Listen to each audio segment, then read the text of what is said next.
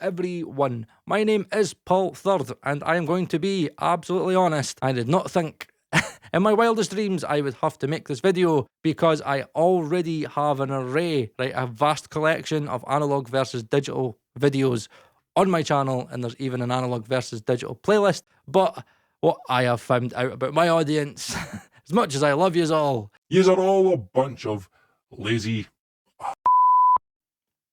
I'm only joking. Either way, I know yous are all busy people doing whatever yous are doing. So I decided to finally make a video basically summarising all of the analog versus digital videos that I've done, so you guys can have a snapshot of what is the, well, in my opinion anyway, right, the plugins that sound closest to their analog counterparts, and also some plugins that actually subjectively sound better than the analog itself. And the first plugin on the list that sounds near identical to the hardware is the Acustica Audio Magenta Verymu compressor, which sounds nearly identical to two, not just one, two Manley Verymu compressors. There are two videos on my channel. First one is Access Analog, and the second one is from a subscriber who genuinely couldn't believe how close the Access Analog was. So he actually printed a mix, he gave it to me dry with the processed, his own Manley Verymu, the settings, and then I did what I did in the first video, tweaked it the way it needs to be tweaked, and unbelievably I managed to get the Acustica Audio Magenta to sound near identical to two, not just one, two Manley Verymus. And what do they cost? $3,500 or whatever. If I'm going to tell you the plugins that sound most like their analog counterparts, I've got to tell you about Tim Petherick plugins. I think because of my Scottish accent, many people get confused and like, what the fuck is Tim P, right? Tim Petherick, Tim P, right? T-I-M-P, Tim P. Tim P's plugins genuinely are the best, in my opinion, in compressor land, right? He is the most consistent, and I'm genuinely sure that there isn't a video where any of his compressors haven't sounded identical or subjectively better than the hardware in level matched blind tests. And those plugins come in the form of his Opto 32, which is an LA2A and an LA3A. I tested the LA2A and it sounded actually better. Using the clippers, I actually, in my opinion, was able to get his Opto 32 to sound better than a hardware Universal Audio LA2A. And then after that, I decided to have a look at the SSL G-Bus comp. That was from Access Analog. That was a rack mount. I think it was an X-Logic, like G-Bus compressor. And I compared that to many SSL compressors. And once again, Tim Petherick came out on top with his L-Bus version 2. In my opinion, the L-Bus version 2 is so close to the X-Logic rack version, and actually in the blind tests, I actually prefer the Tim P. And the last Tim Petherick plugin that I tested was his DBX160A, and this time I actually compared it to the actual hardware. Yes, I bought a DBX160A from eBay, secondhand, put it through the Audient, and compared it to Tim's 160A, and by the way, I hit it. I'm pretty sure I hit it at like 20 dB gain reduction on drums, just to show you how good this guy is. And once again, I was able to set it a certain way because he gives you like extra functions. I was able to tweak it again where I could get subjectively better results than the real deal. For anybody that's wanting to get your hands on the Tim Petherick plugins, it's not that easy. You need to have a full commercial version of Nebula 4 from Acustica Audio.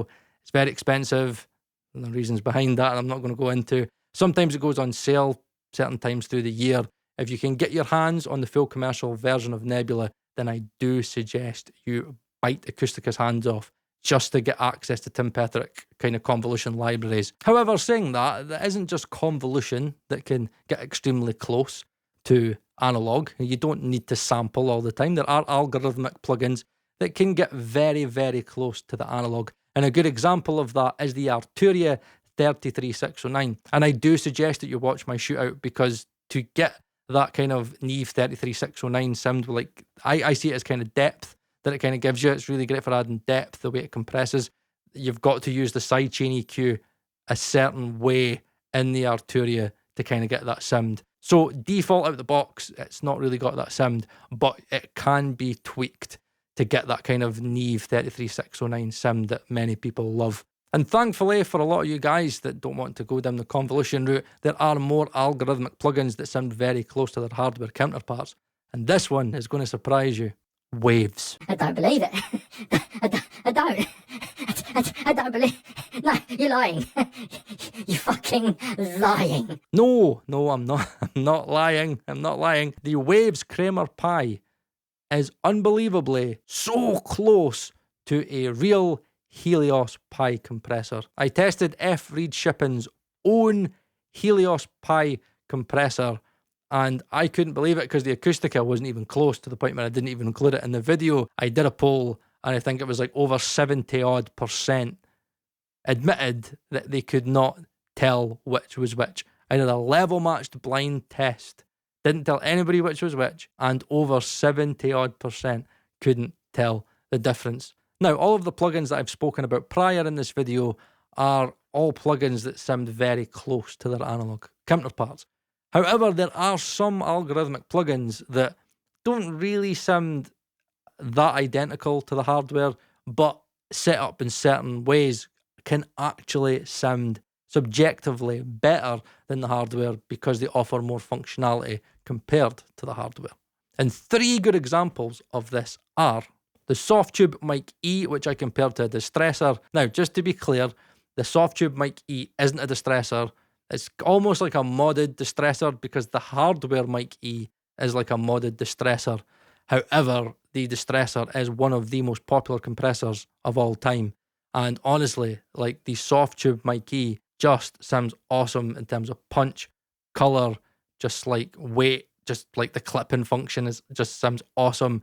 It's a very, very, very punchy compressor. And I would go as far to say that in terms of punch, I do actually, know what? I think I preferred it on vocals. Know what?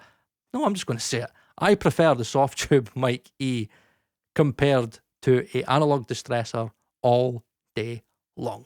And that leaves me with the 2 EQ shootouts that I have done on the channel.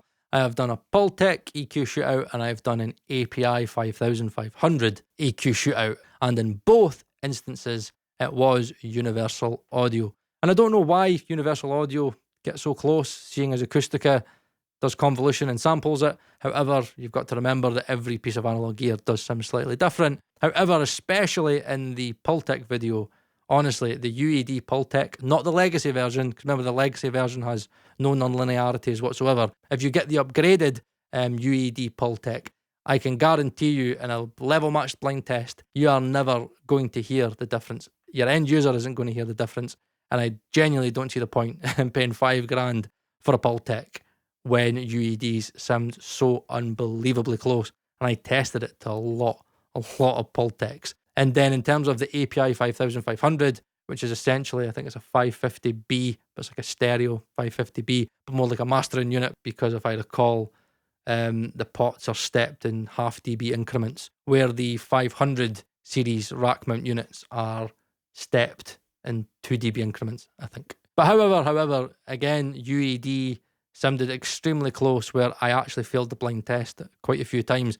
And in some cases, I preferred the analog, and in other cases, I actually preferred the UED API Vision channel strip. And to be honest, I actually think the UED API Vision channel strip is actually the better buy because it does more, a lot more, than an API 5500. You've just got more tweakability, you've got the preamp options, you've got the compressors in as well. And again, it's one of those things where I just think the API 5500 is just unbelievably overpriced for what it is and for what it does. But again, just my subjective opinion. So there you go. They are the plugins that I've tested so far that sound incredibly close to their analog counterparts. And also there are some plugins that I actually prefer. And I'm just going to say, guys, to kind of just finish this all off, because I'm kind of getting a bit bored of the analog versus digital debate, just use whatever works. Doesn't matter if it's analog versus digital. Sometimes analog wins, sometimes digital wins. In terms of which wins is subjective to every single person. Just use the tools that you have available to you. And if you like the sound of one compared to the other, then go with that. tool. Okay, my name is Paul Third, and I'll see you again next week.